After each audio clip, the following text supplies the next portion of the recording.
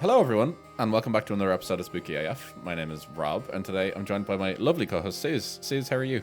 I am all right because we just we just recorded an episode I had a really fun time like researching. So, and also you have once again told me that your episode is going to be wild, which that word has no meaning anymore from you. It really doesn't. So I'm excited. Yeah, that's fair. This episode is going to be a fun one. It's it's in no way serious at all, and I'm aware of what I'm presenting today. I'm aware.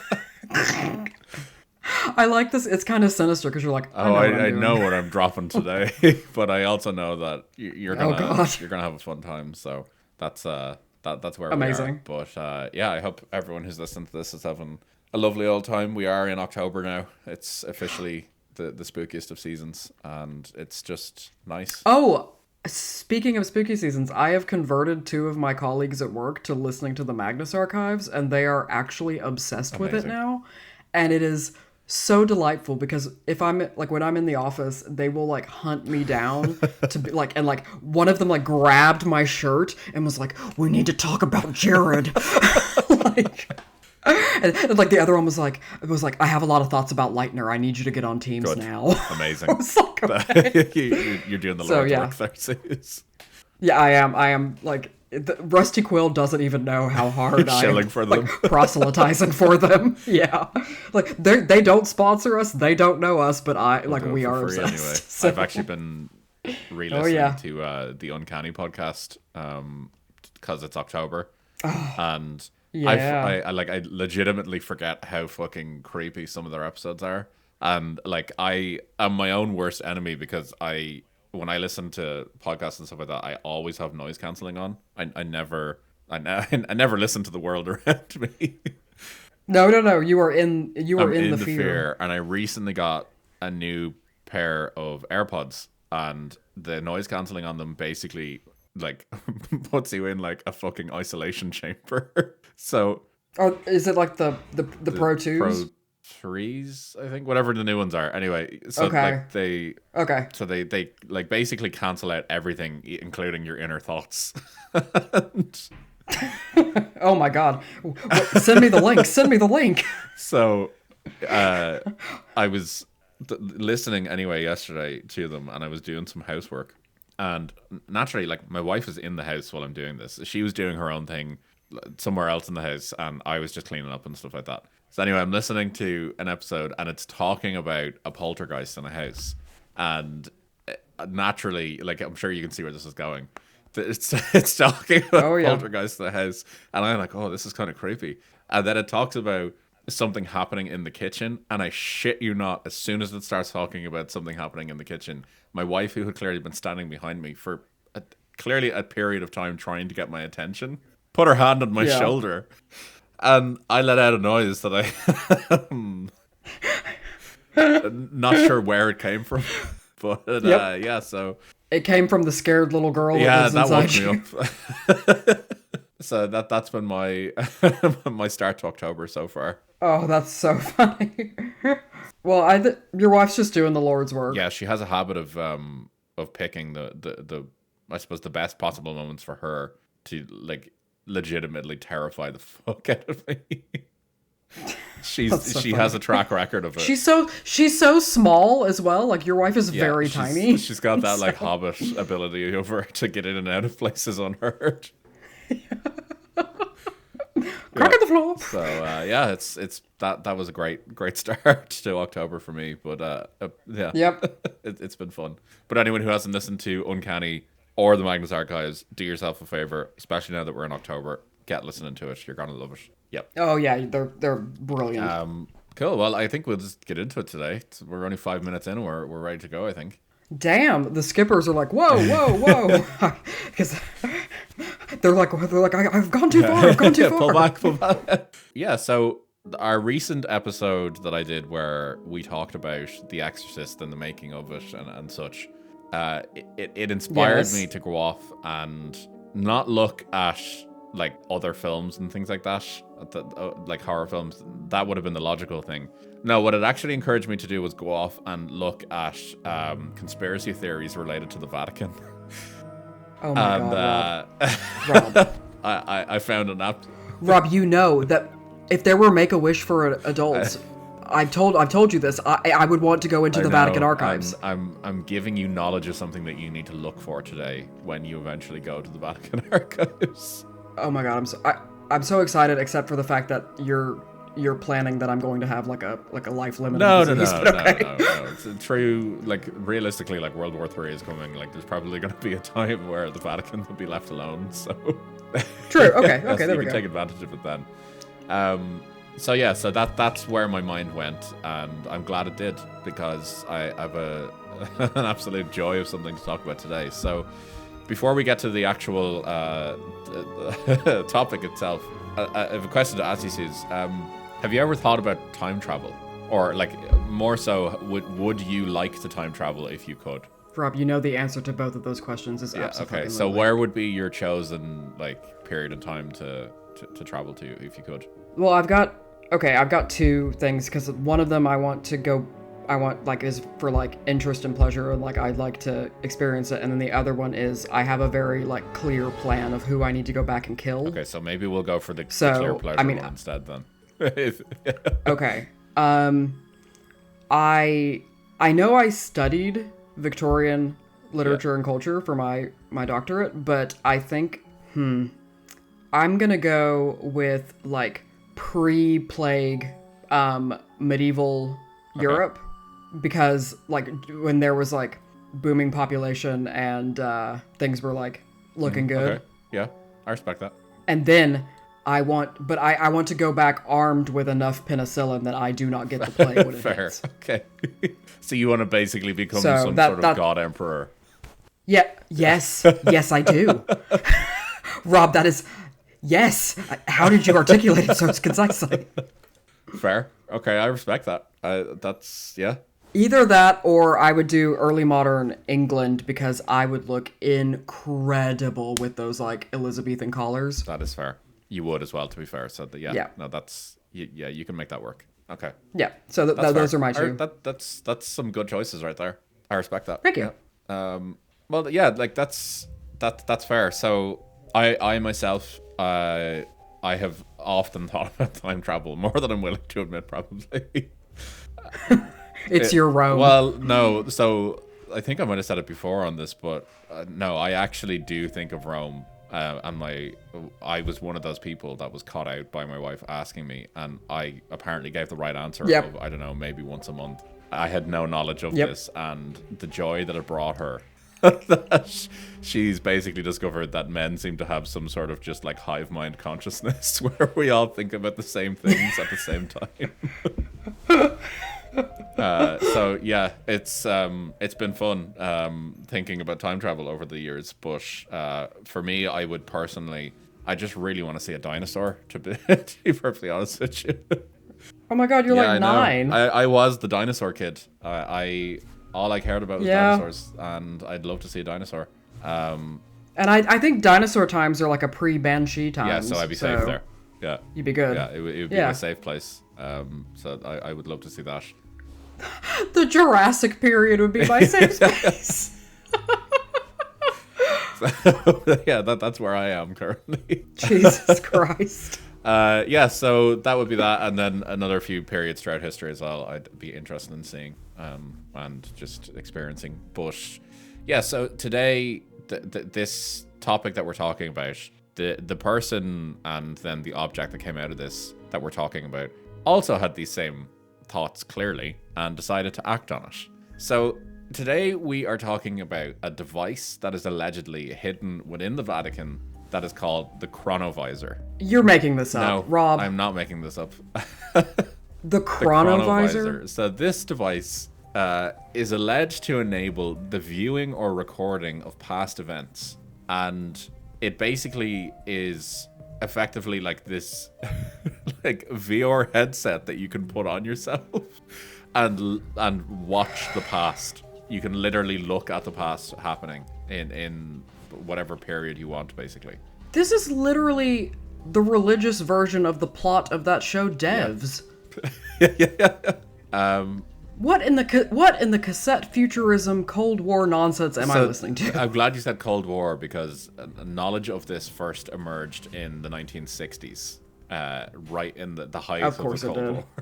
Well, yeah, because they were back then. They were like, let's see what happens when you give somebody LSD at large amounts without them knowing. Yeah, exactly. So, and this story of the Chronovisor, it basically somehow manages to weave together a story involving like Vatican involvement, Nobel Prize winning scientists, and allegedly some futuristic technology that has created time travel.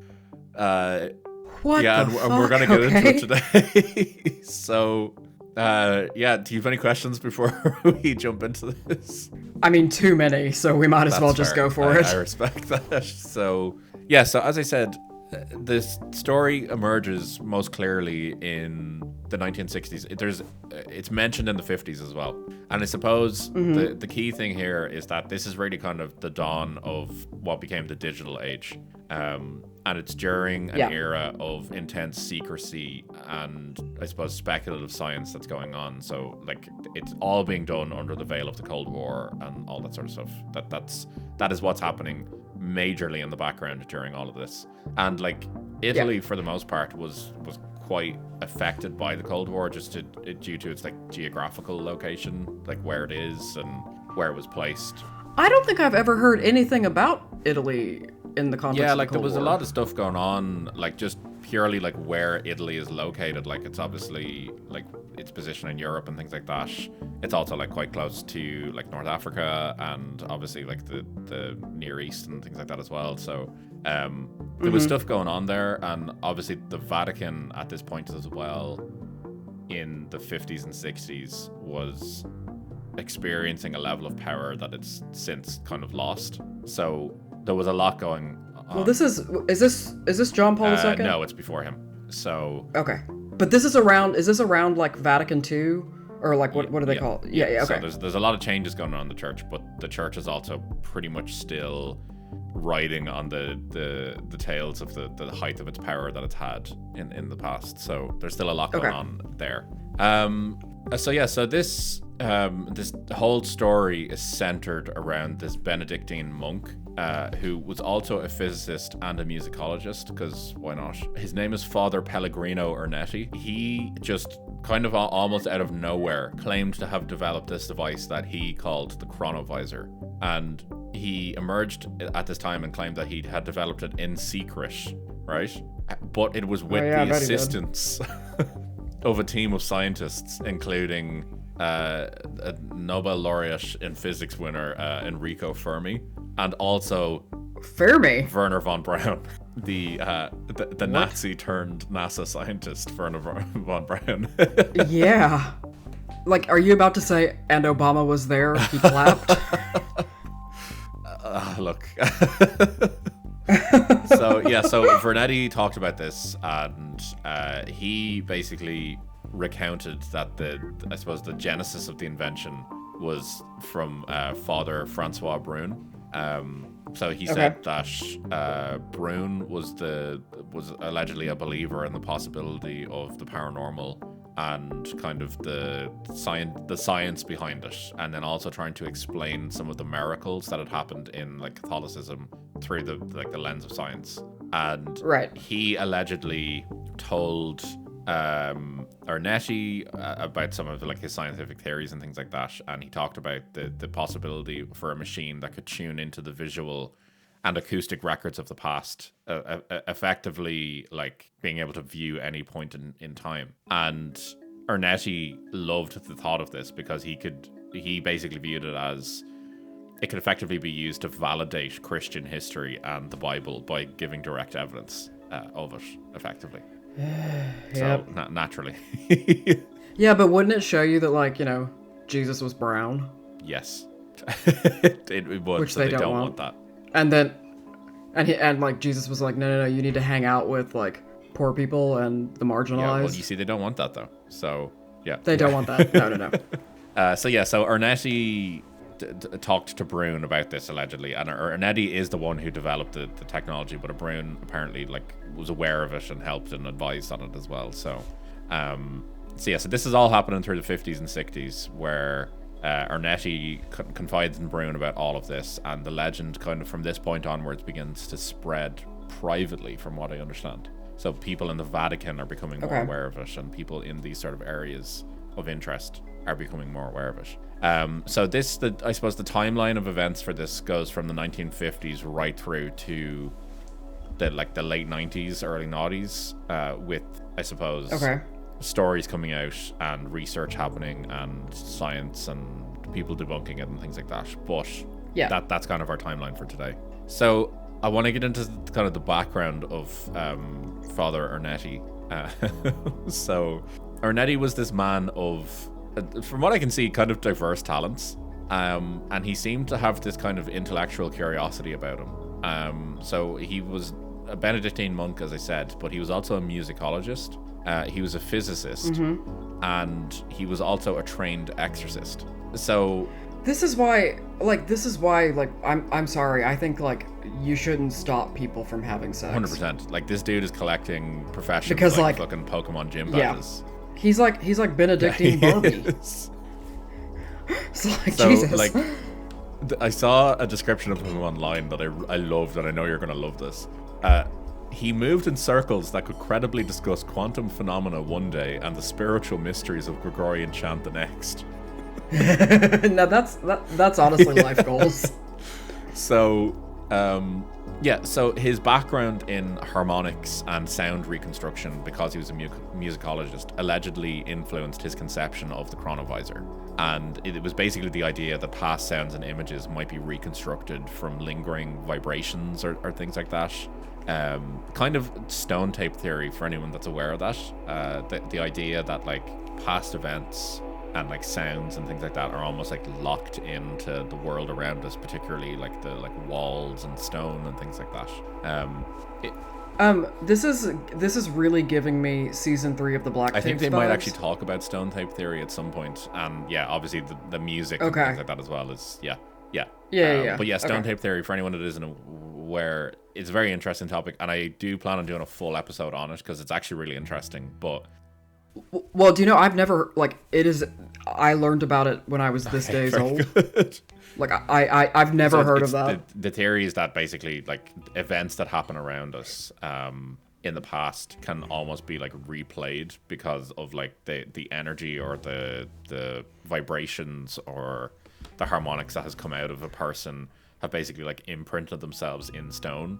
And there were people that believed that like you could almost like play pieces of like rock almost like a record player, not obviously on a record player, but it's that kind of theory that like harmonics become like trapped in things like stone and things like that. And it was a theory that like, wait, is this just the scientific explanation for residual hauntings? Yes, exactly. That's where I was going. So it's literally like it's an explanation for like hauntings, that like ghosts are actually just like almost like replays, like it's a replay of the past basically, and that's what this stone tape theory is. So it's actually really interesting. I will talk about it more.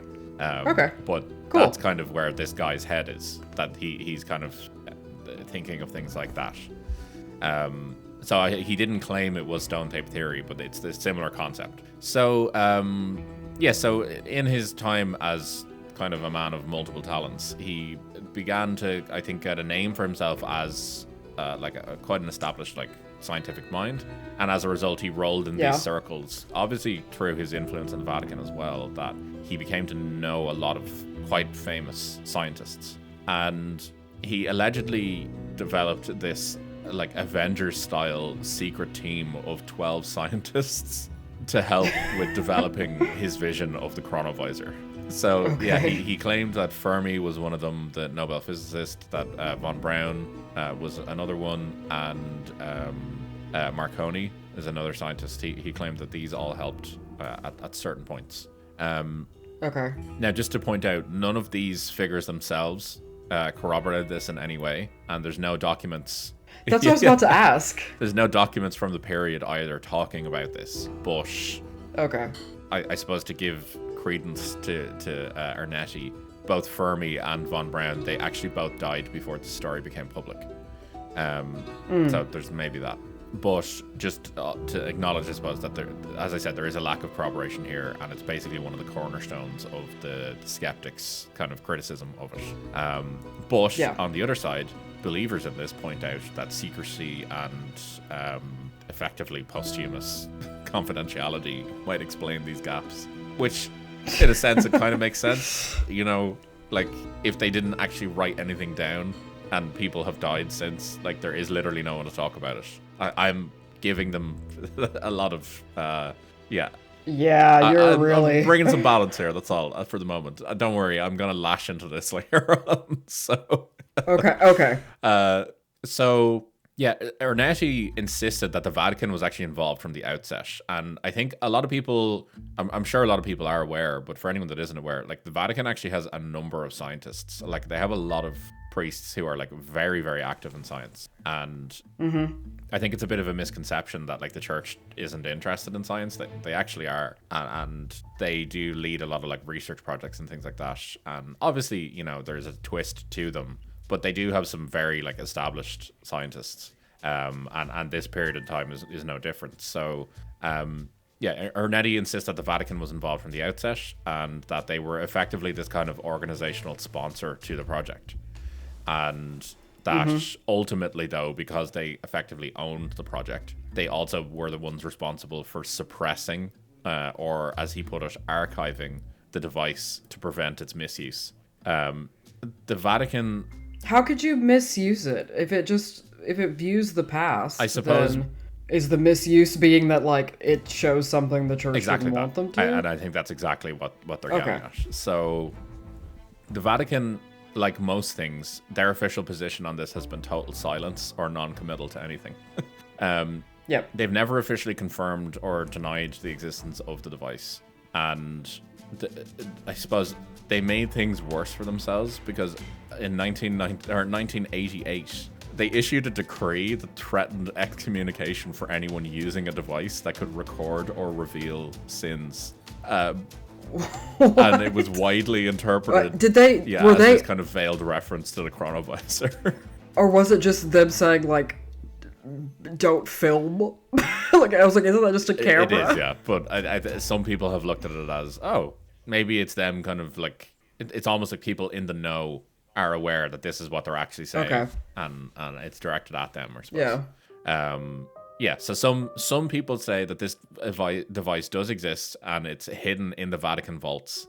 Others claim that it was dismantled under a papal directive to prevent moral and theological catastrophe, and others have said it doesn't exist. So we're going to get into the description of the machine itself, so you can see where we are. So I suppose accounts and reconstructions by believers kind of describe the Chronovisor as this hybrid of an old television unit, with these kind of advanced antennas on it, with specialized cathode ray tubes, like, created specifically for this, some sort of rare alloy that they're not aware of, and a highly complex control system. So it's effectively like a TV that you can tune into, like, the past. Well, I don't know, Rob. It sounds like the internet, just a series of tubes. So yeah, the device allegedly allowed the team operating it to, like, literally, like, tune into a specific era, like, almost like you'd adjust the settings on, like, an old TV. So it's like you're just dialing into fucking 1985. There's dialing into 85. Jesus. Okay. So the main kind of, I suppose, components to it was this, like, antenna system that were allegedly there to capture residual electromagnetic signals supposedly left around by past events. These cathode ray tubes were there to convert these signals into both audio and visual displays. What was described as a quantum lensing mechanism. Allegedly, this was there to enable the manipulation of space-time curvature. I don't know what any of that means. A time-location turner was there to target specific dates, locations, and events. These are knobs. Oh, so you're telling me Hermione Granger was there with her little necklace? Yeah. Okay. And then there was amplification and reconstruction circuitry, which was used to turn faint signals into viewable and audible representations. And then finally, a visual and audio interface, also known as a screen. So, just on these, I suppose, components, the feature that I talked about, the time-space tuning, believers have said that this is a set of like precision dials and controls to set the date and location. Skeptics have said that this is no repeatable mechanism has been described and that it's completely unproven in science. So just want to point that out. I mean, yeah. Yeah. I guess my first question was, like, how do you choose to tune into, I don't know, like, Calcutta in 1905 in September, you know? Like, how do you... That's classified. Get... So, Suz, if you are a priest in the Vatican and you have been given control of basically the ability to look at any time in history, what are you going to go look at first? Like, what's going to be your main event to go look at as a priest? Oh God, this could get dark. I mean, I would imagine that, like, you go back and, like, you go see Jesus, you right? Are spot on. That seems like... So, okay. Ernetti claimed that the first thing that they did once they tested this and proved it worked was they immediately went back to view Jesus on the cross. And this was basically like their number one, like, this is our main priority. We got to do this. We need to have a look at this and verify that everything that we believe in is real. And yeah, so that was their main one. And there is a picture that was published. I'm going to send it to you in a minute. Oh no. Okay.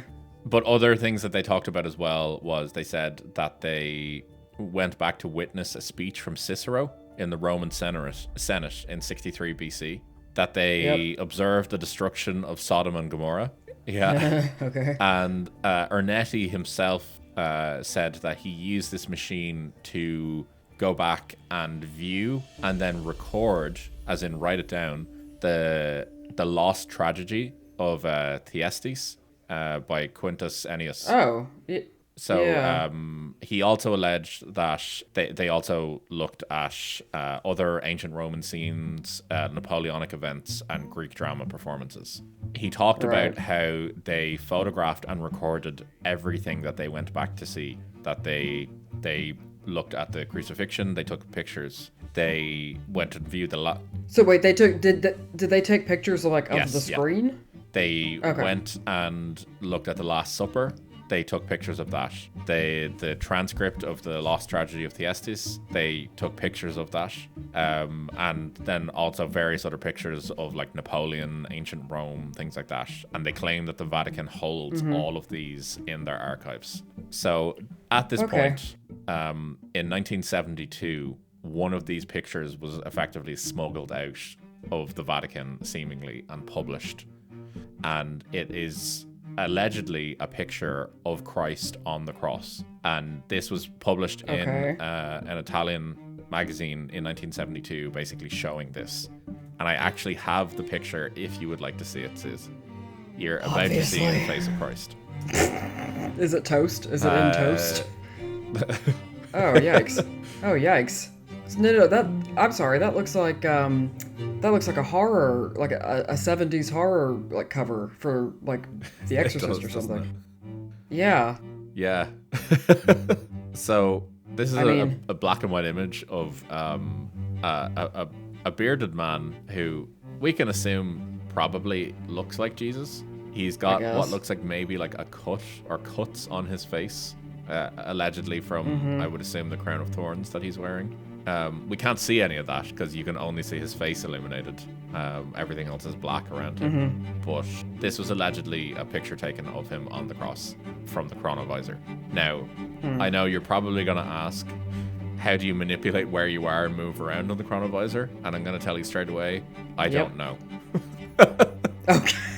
Damn it. God damn it.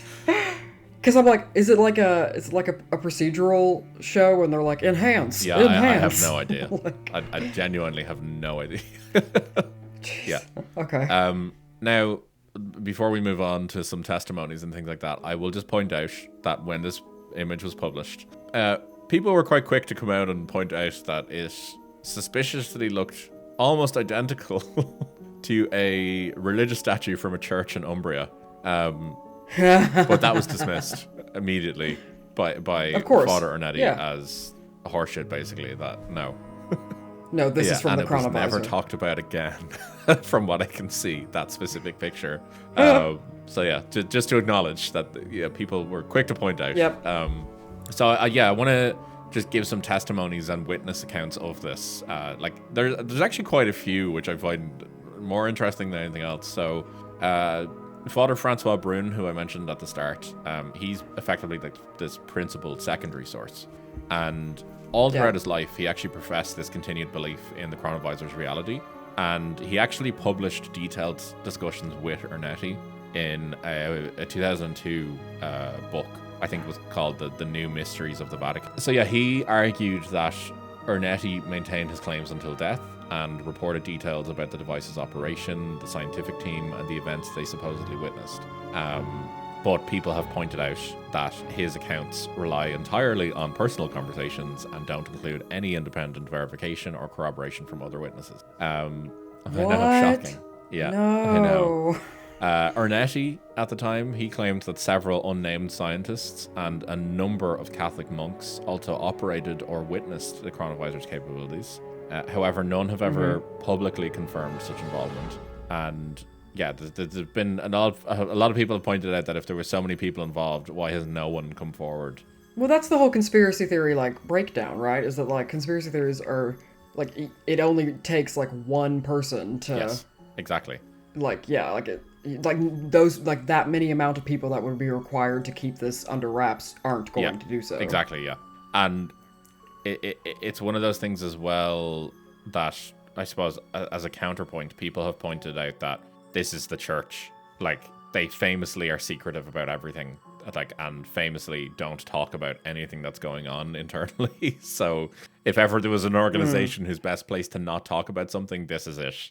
I disagree, just by the way. I just want to point out, but it is just something that has been pointed out, and I guess the church does have a history of not talking about the shit that they do.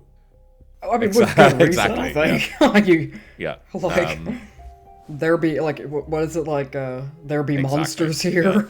Yeah. So, yeah, I that's kind of where we are, I suppose, with testimonies and things like that. People have pointed out that because there's been no one has actually come forward and named themselves as involved in this, you can't prove anything, basically. And obviously, all people on the other side who believe in it go, yeah, but you also can't disprove anything, which it's wild, I know. So we're just going to blitz past that because I don't want to get weighted down on that. So let's look at some efforts to debunk, I suppose, and scientific rebuttals. So most scientists and investigative journalists have basically anyone who's examined the Chronovisor story, they dismiss its claims as just pure pseudoscience or an urban legend. I suppose the core criticisms of it are that this idea of the persistence of energy. So it's the idea that electromagnetic waves or sound from historical events could persist in any sort of recoverable form.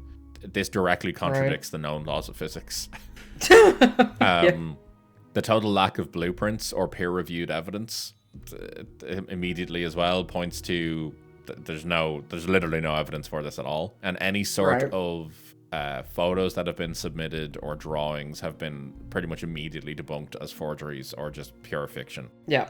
As I talked about already, there's a total absence of external corroboration, and the final point I suppose that people have pointed to is this is a pure resemblance of science fiction. Numerous people have pointed out that the claimed design of the Chronovisor closely mirrors a fictional device described in a 1947 science fiction novella, and that this kind of raises the possibility that Ernetti's narrative drew inspiration from pretty much just popular culture.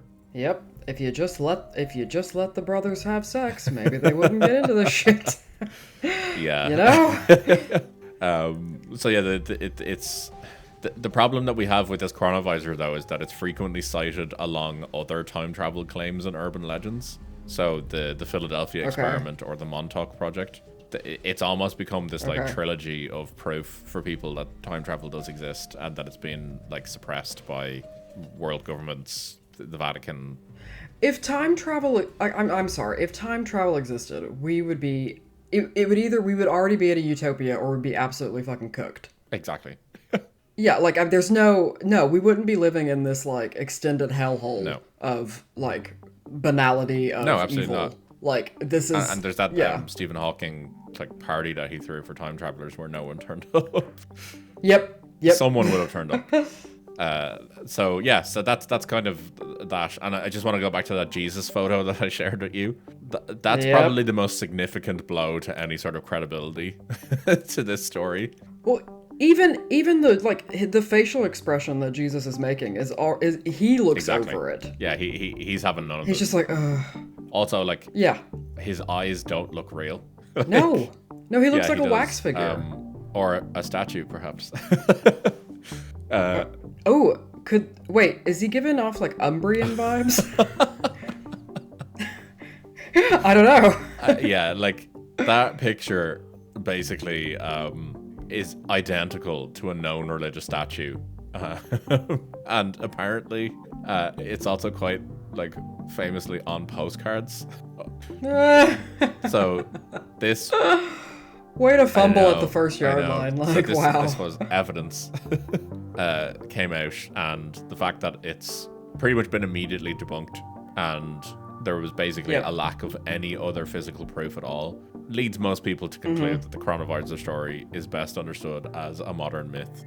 I mean, it could just be like an early version of like that Apple headset. Oh my god, the Apple, like the Vision Pro. Yeah. Maybe. Except like it's just been fully neoliberalized in that like you can open Outlook on it, whereas back then it was like more creative and you could be like, I want to see Jesus. Very true. Now it would be silly of me to not acknowledge the believers in this who point to proof that it exists. So we're gonna blitz through these because to be honest with you, I don't have the mental capacity to talk about some of this. All right, buckle up, let's go. Residual hauntings and quantum echoes. We talked about this already. It's stone tape theory. Yep. The idea that locations are said to retain impressions of traumatic or highly emotional events, and people who believe in the paranormal in this specifically have argued for decades that such places basically replay these moments throughout time, and that's what this is. Where are the cow ghosts? I know. Look, I'm in agreement with you here. Catholic theologians, and I don't know who they are, but they have started to reframe the Chronovisor as some sort of metaphor, and it's a metaphor for what they've called the mystical present. The mystical present? They've gone to great pains to point out that in scripture and in sacrament, Catholics believe themselves to tangibly encounter the reality of Christ's passion and resurrection, and that it basically transcends time and space without the need for technology. And that it basically they're treating this whole thing as an expression of the human longing to witness sacred history. But is the moral of that story then like we don't need the technology because like the real lesson was like the transubstantiation we had all along? Okay. I can tell you as someone who is, I suppose, officially a Catholic, but I don't partake in the Kool-Aid. I don't. I've never had a desire whatsoever to experience the reality of the passion or the resurrection. But hey, maybe I'm just not the right flavor of Catholic. So what? Or maybe Jesus just isn't the right flavor for you, and that's okay. So that's one of them. I'm going to talk then, I suppose, briefly about, the Vatican secrecy around all of this. And this is a lot of people pointing out that it could actually be real. So we've already talked about the Vatican archives. I suppose one of the Chronovisor's legends endures, the enduring legend around it is that the Vatican has taken quite a silent posture on all of this. There's been no official statements whatsoever affirming the device's existence. But then the Vatican is known to possess extensive secret archives, and people know that these archives include many scientific and historical documents that just aren't available to outsiders. So the secrecy kind of, I suppose, naturally invites some sort of speculation to it, and it's given rise to the notion that the device has actually just been hidden away in some sort of Indiana Jones style, like, box, like the Ark of the Covenant. And see, my whole thing about that is like, I'm sure there are like secrets that are only in these historical secrets in these documents. I'm like, but they're going to be so much more both boring and more awful than anything you could be thinking it is. Yeah. So it's wild, but that's kind of, I suppose, where people point to it. And yeah, like there's so many other theories out there that, do you know what, I'm actually just not going to talk about. Like philosophy comes into this. There's theologians arguing, people pointing to the Bible. I won't be talking about that. But yeah, let's just say fair. People are divided on this quite extensively. Which is interesting because my final point kind of shits all over all of that. Amazing. And I've saved this one till the end because I feel like you're gonna really like this. So Ernetti, the man, the priest involved in all of this, on his deathbed he recanted the entire story and admitted that the entire thing was a fabrication. Amazing. Now that's what we need. We need more deathbed confessions that are just so yeah, he allegedly said it's all bullshit. I made it all up. And yeah, it's if he'd been allowed to like have a lady or a man friend, then maybe he wouldn't have been bored. So I will point out that Brown, the other priest, and a journalist called Peter Krasa, they have argued that he did not do this and that any retraction was either fabricated or. So the retraction is being retracted. Yeah, so they're saying that it was fabricated, or if it did happen, which it totally didn't happen, but if it did happen, it was clearly only said by Ernetti, so because he was being coerced by the church to basically recant, and that they'd basically stop pressuring his family. Okay. So they're basically saying, oh no, he totally didn't say that, but if he did, he didn't mean it. So we can read into that however we wish. But like, also, what would it change other than like, okay, let's say it is real, right? Like, so yeah, you go back and you'd be able to like prove that like, you know, all these institutions and systems have just done horrible things. Well, I think that's exactly it. They don't want that to happen. It's just horrible. It's all horrible. So it would completely dismantle religion, and they'd all be out of jobs. Okay, all right. I've come back around. I want it to be real now.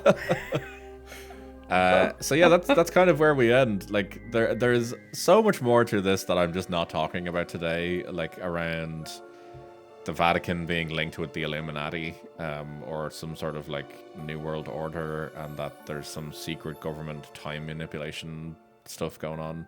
Well, that sounds like it'd be like a whole series of like, we're gonna dig into the Illuminati and the church, and that would just be like 12 episodes. That's a more long form series that I'm not delving into today. But if we ever get a Patreon, maybe like that could be the top tier, is that we will actually release like a long. We'll lock it behind our archives, and in classic church fashion, yes, exactly. Get it if you pay money. Yep. Maybe. Maybe. But yeah, with that said, that's the end of the Chronovisor. It's fucking wild. It is crazy. And I like to think that if I were to find it in the Vatican archives, it would just be like an early proto version of like Google Glasses. Yes, 100%. Like that's what I need it to be. It's fucking wild. And like there are some pictures out there allegedly of the Chronovisor. I can send you one so you can see what we're dealing with here. Like, it's not real. I just want to point out, it's just not real. What the fuck is that? It's the Chronovisor, apparently. Is that him on the left? It's fucking wild. Yeah, alright, that's fake. Yeah, okay, cool. Yeah, it is. It really is. Yep. That's just a box with some, like, cords. Well, I guess that's kind of how, like, most electronics are, to be fair, if you boil it down. But anyway. Yeah, exactly. So I'm looking forward to seeing whoever in the comment, or whoever is listening to this one. I'm looking forward to hearing the thoughts on this one. I know we have some people who listen to us who are very scientifically minded.